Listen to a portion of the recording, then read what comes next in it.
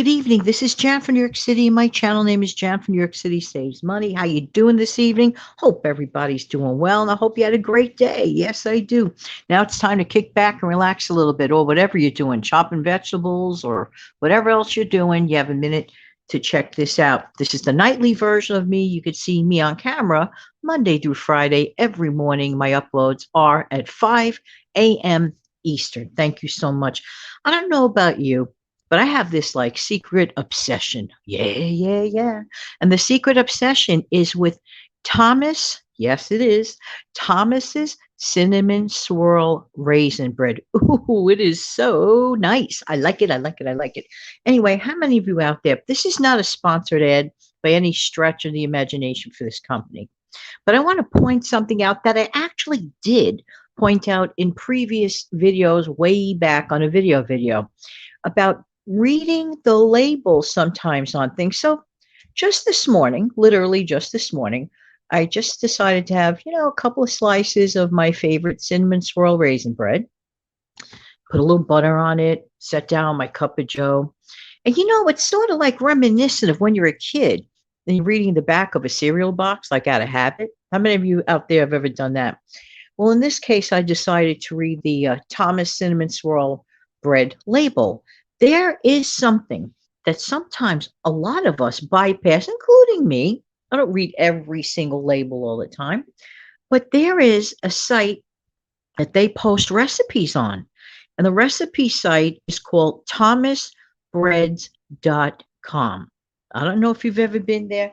Gives you great recipe ideas. And by the way, just one thing, very quick recipe to note is that you can easily make French toast from that bread. I mean, pretty much all the components are in there. All you basically have to do is enter it into your egg custard, and then you just, cook it up the way you normally do as far as a French toast goes. But now I want to take you to another recipe, which, with holiday time coming up, the spring holidays, or even if you just want to do something a little different for a dessert idea for your family. And it is so easy, it is scary. And I got this recipe from thomasbreads.com. So this is not my recipe, it is their recipe.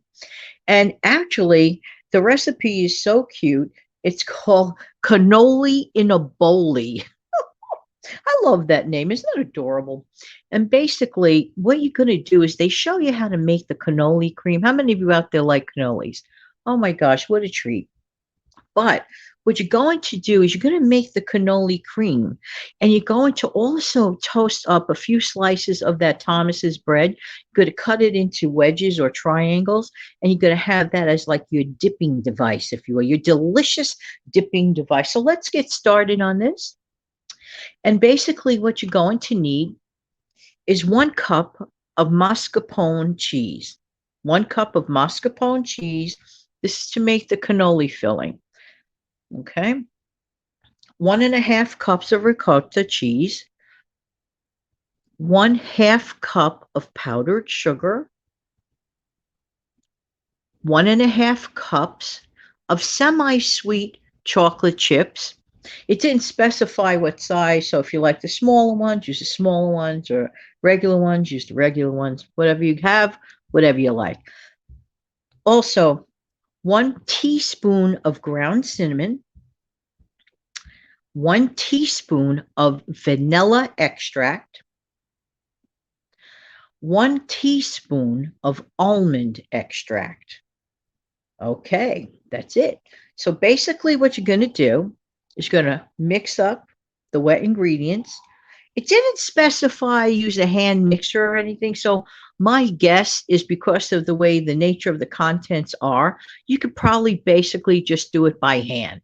So you don't even have to bother to take out the mixer. This is my belief. So you're going to mix the wet ingredients together.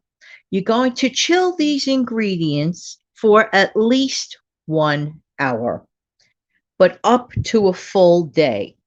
It doesn't say let it sit in the fridge for 6 days or anything. No, it doesn't say that. The recipe definitely specifies for up to a full day.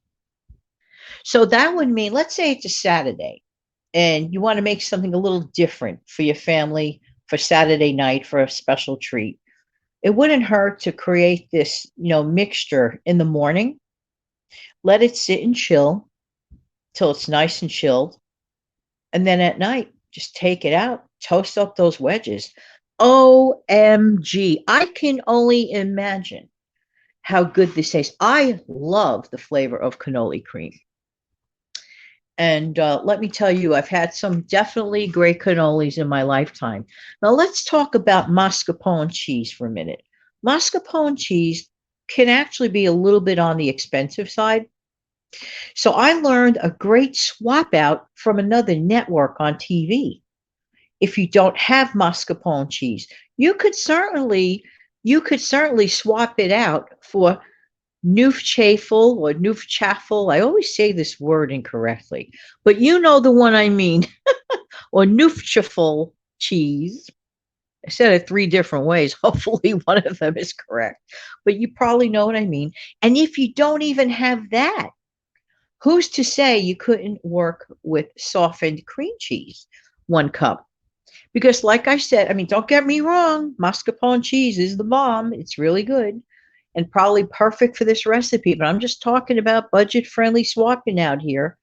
So that's something. If you don't have the mascarpone cheese, don't drop everything, run to the grocery store for one item when you have plenty of Neufchafel or cream cheese. I would try swapping it out just to see what happens. Hey, it's worth it. And everything else is probably stuff you already have. Again, as far as the size of those chocolate chips, it didn't determine that. It didn't mention that. So basically, you're going to mix all the wet ingredients together. You're going to chill it in the refrigerator at least 1 hour. I'm assuming, it has to set up. It has to like bind together, if you will. And you could do it up to a full day. That has to be nothing but good. But just to mention to you, okay, that on that site, there was another recipe there for fruit pizza.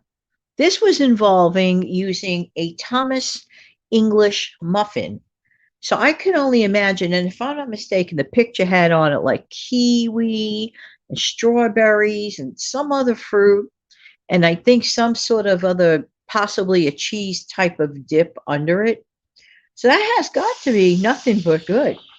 The bottom line is we have access to a lot of things at our fingertips, but this was really a fun discovery. There were so many recipes on that site.